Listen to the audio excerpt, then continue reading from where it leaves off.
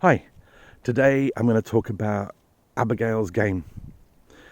Now, you'll obviously know by now that the story is based on Hansel and Gretel, and that as a story was read to me when I was a kid as just a fairy story, but honestly, that story gave me nightmares. I mean, it really is a horror story, isn't it? You know, being lost, alone, frightened, captured by an evil witch, and then nearly eaten. It's got somebody burning to death. I mean, it's pretty horrific. I mean, those guys in the old days, they knew how to tell a story for kids, because that one gave me nightmares for years. And I kind of wanted to get it out of me, I guess, that story. So turning it into a modern story just felt right. The character, Abigail herself, maybe I shouldn't say this, but it's based on a doctor I once knew who wasn't a killer, but was just somebody I didn't really like. You know, sometimes you meet a doctor like that. And I'm not saying it's just doctors, it could be anybody. But that was one that, kind of freaked me out a little bit. So Abigail is based on a person. The kids, I wanted them to be American, so you have that conflict between British culture and American culture. Although, of course, we're friends, there is a difference in cultures and I guess etiquettes. And the main part of the story, why she would desert them there in the forest and leave them to die, and I wanted to explore what that kind of trauma of being abandoned in that way to die would do to young people, or to anybody, frankly. And that's where the story came from, with Mariel in the forest. I made her an artist because I had the idea of these statues. Oh, Sarah Nimley coming backwards. Hello. I'm just talking about Abigail's Game. And what was I saying? Oh, it was about the artist.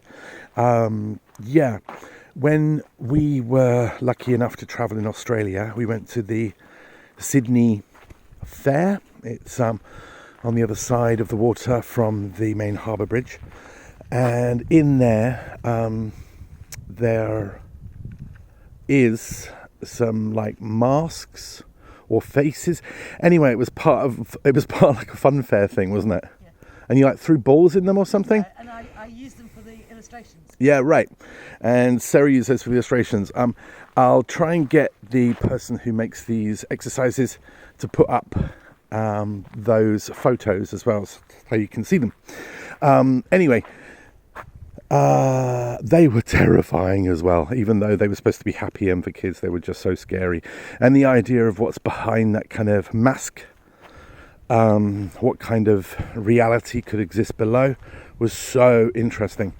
And then Sarah makes a lot of paper mache. So that became a natural point. Now, the story you're reading, we actually changed the ending. If you've read Frozen Miracle, you'll know that story had a different ending as well.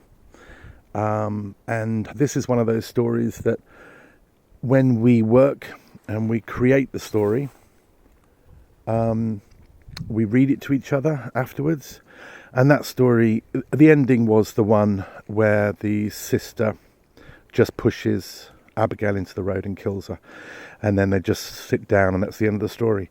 But it was too dark, and we thought that it offered no hope, which is good sometimes in a story, but I'm a little bit optimistic, so I like a more hopeful ending. So even though they've been through all of that, there is a chance for them to get better and have a life. and for Abigail to redeem herself in some way or live a better life. How about you?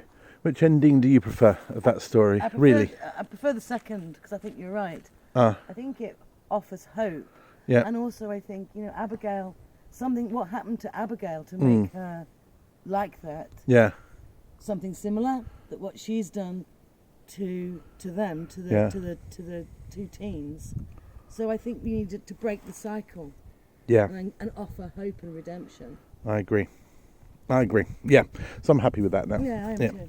All right, and Nimli, what do you think about the ending? Do you prefer? Yeah, there you go. Actually, honestly, he can't even read. Just embarrassing. And that's it. Anything else to say about Abigail's game? No, I think you've covered it. I think that's it. All right, we're going to finish our work and go for a picnic on that beach over there, if you can see it. Right, I'll talk to you in the next story.